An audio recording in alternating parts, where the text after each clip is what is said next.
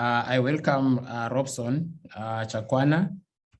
We introduced him earlier, but he has more than 15 years of experience in management and extensive hands-on experience and expertise in working with the public and private sector institutions, both at national and regional level.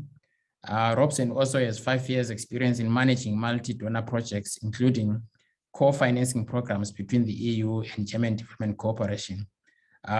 Robson is going to be talking to us about the role that international cooperating partners play in resourcing the regional integration agenda.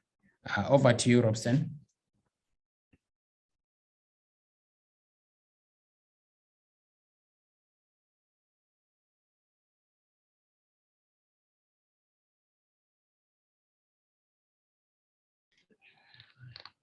Yeah, and the video. Thank you very much. Can I be seeing the presentation?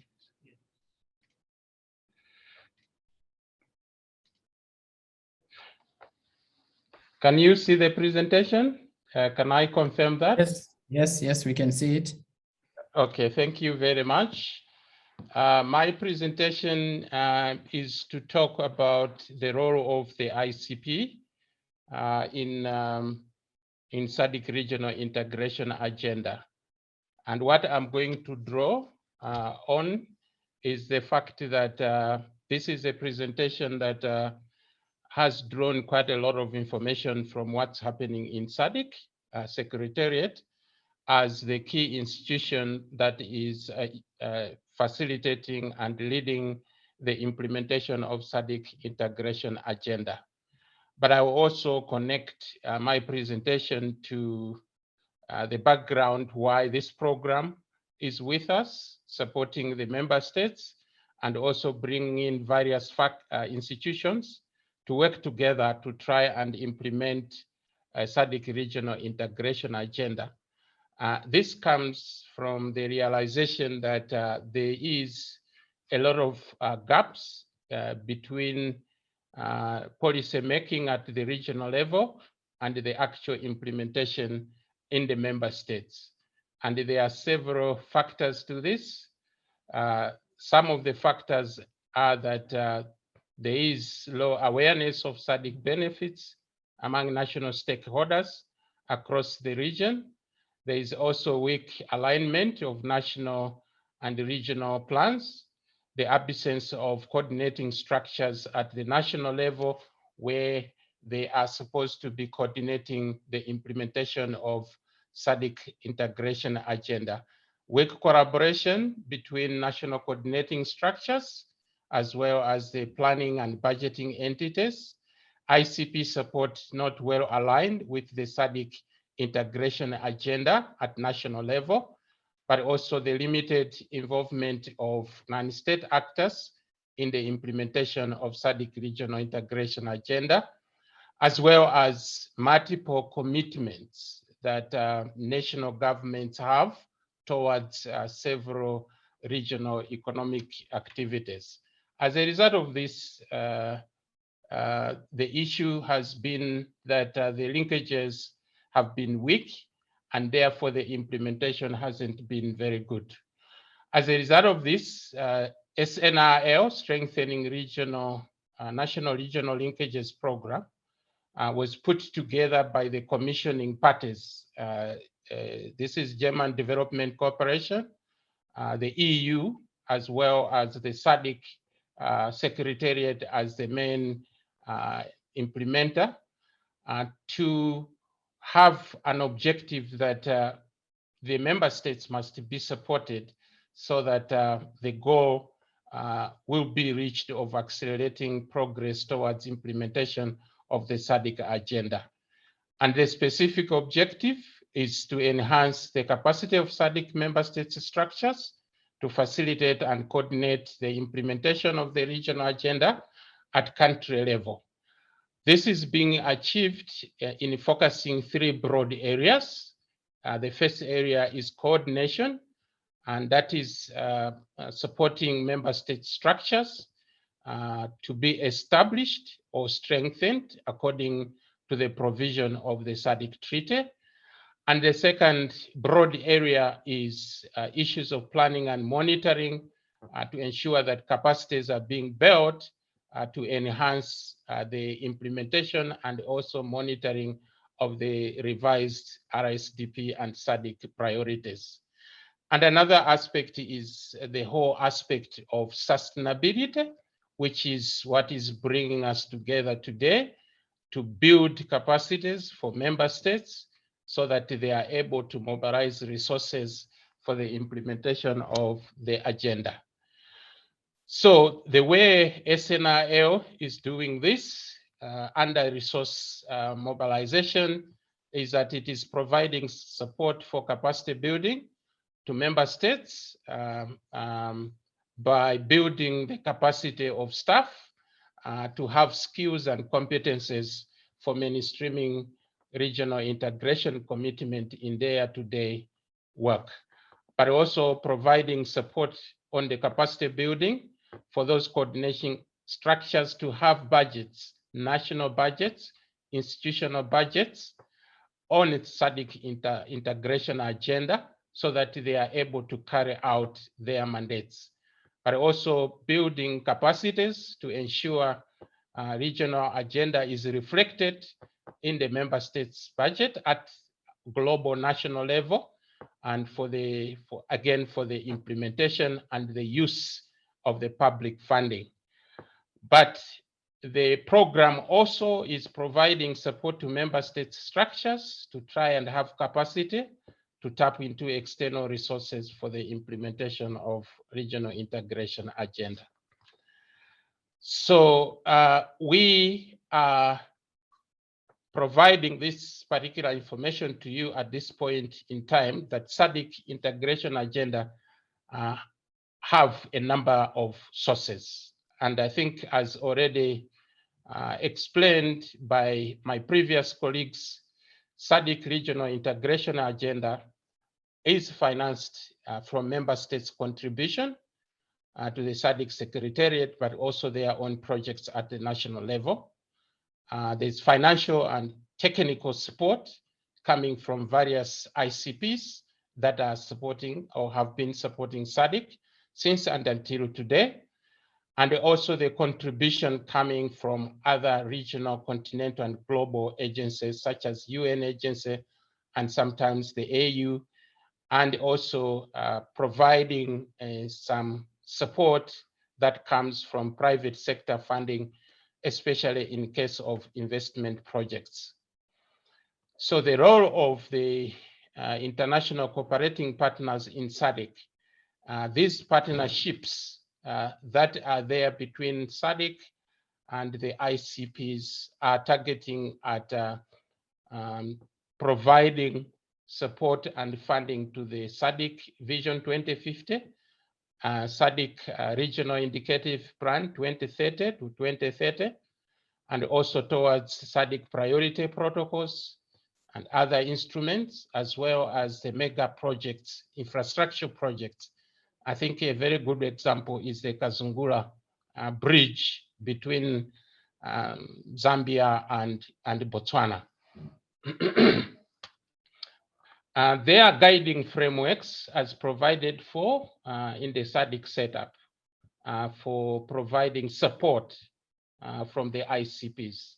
And these guiding frameworks are, number one, the SADC Treaty itself, Article 14, already provides for the mandate of the SADC to mobilize resources from the ICPs for implementation of SADC programs and projects. Another guiding framework is the famous Windhoek Declaration, which was approved in 2006, and it also provides principles and also structures for engaging international cooperating partners towards priorities of SADC. Another guiding framework is the resource mobilization strategy that SADC developed and was approved in 2012, and it outlines the guiding principles and pillars for effective resource mobilization. Another one is SADC Regional Development Fund, which outlines regional financial mechanism to mobilize resources from member states and international cooperating partners and the private sector, again, for purposes of regional development and deepening regional integration. And also another one is the SADC Regional Resource Mobilization Framework, approved in 2019, and it establishes alternative and innovative sources of funding to enhance sustainable financing of regional programs. Another one is SADC Financial Regulations 2012, and also the draft SADC Resource Allocation Framework, which has just been presented and approved by the Council in 2022 in March. What is the landscape of available ICPs supporting SADC regional integration agenda in general and globally? We have in SADC the European Union, which is the lead partner for providing resources for SADC, German Development Cooperation, implemented through GiZ and KfW, the support from France, China, and UK through DFID, Danish Development Agency, Swedish Development Corporation, Swiss Development Corporation, Australian Development Agency, USAID, Japan, SIDA, Canada, USAID, World Bank, African Development Bank, UNECA, and Dutch Aid. The trend at the moment, which I would like to share with you, is as follows. From 2019 to 2023, the SADC member states' contribution has been steadily increasing, as you can see from figures from 55.5 million in 2019 to 74 million US dollars, slightly over 74 million US dollars in today's or this year's 2022-2023 budget. And then the ICP's contribution is 30 million in 2019-2020, and has moved to 35,504,442 in 2022-2023 budget. So you can see that there's been an increase of support from the ICPs, but the picture shows that from this trend, member states and the ICP allocation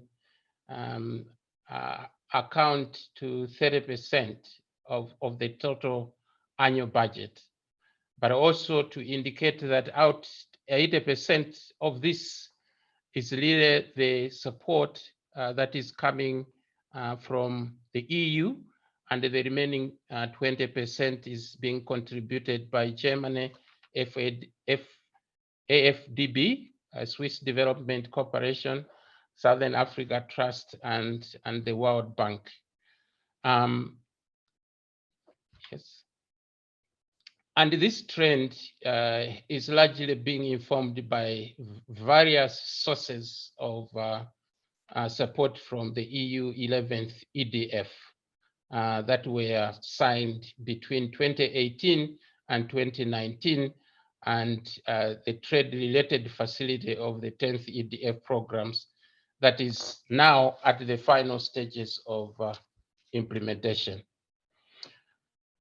So whilst the EU remains a key ICP over the past 3 years, the composition and the volume of support from the other ICPs have also varied over the years.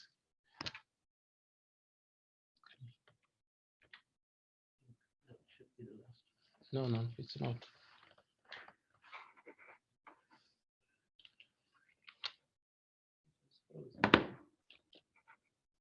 Just need to, please just put an X there.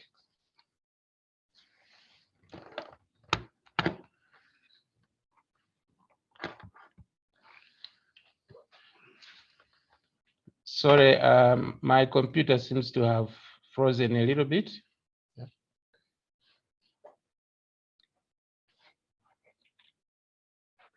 Thank you very much for your patience. Risks and implications of the ICP reduction of resources to SADC Secretariat.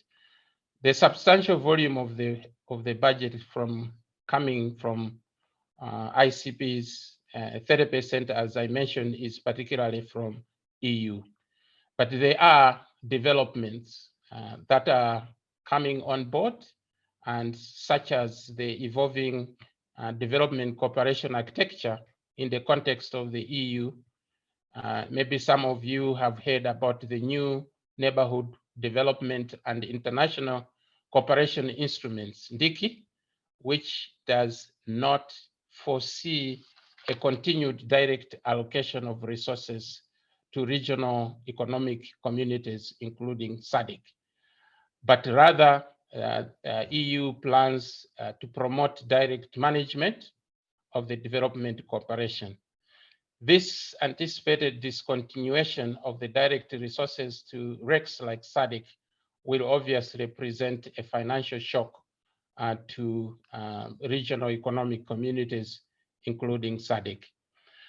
Although program support may continue through the other channels, which is direct implementation, the financial impact is obviously inevitable. And this will affect the implementation of the RSDP 2020-2030, which at least by 2025, it will be at the midway of its implementation. And it is also the same period that coincides with the final conclusion of the most EDF programs and the resources that are available for SADC regional integration projects and programs. Of course, the impact of COVID across SADC economies in the region will also affect contribution of the member states and thereby affecting the overall available resources for SADC programs. And of course, the donor conditionalities, which increasingly are evolving and sometimes affecting the final scope of the resource envelopes. As mitigation measures, the SADC Council of the meeting of 2019 already made decisions in trying to mitigate about this foreseeable impacts by approving the revised roadmap towards the full operationalization of the SADC Regional Development Fund in order to contribute to the SADC regional integration agenda. However, as at February 2022, only 9 member states have signed the agreement, and no member states has yet ratified the agreement, which I think this is still one of the causes for the delays in realizing the full establishment of SADC Regional Development Fund. As you may know, it takes 2/3 of the SADC membership for an instrument to be ratified, and then the subsequent activities for that institution could take place. And continuation to that, the SADC Council again made a decision in 2019 in approving SADC Regional Resource Mobilization Framework with the following key recommendation on components of mobilizing the resources. Component number 1 is the alternative sources of financing, which provides an a la carte option where member states are free to choose their own way of generating revenue to finance SADC programs, including the possibility of contributing to the regional programs and projects through their fiscus.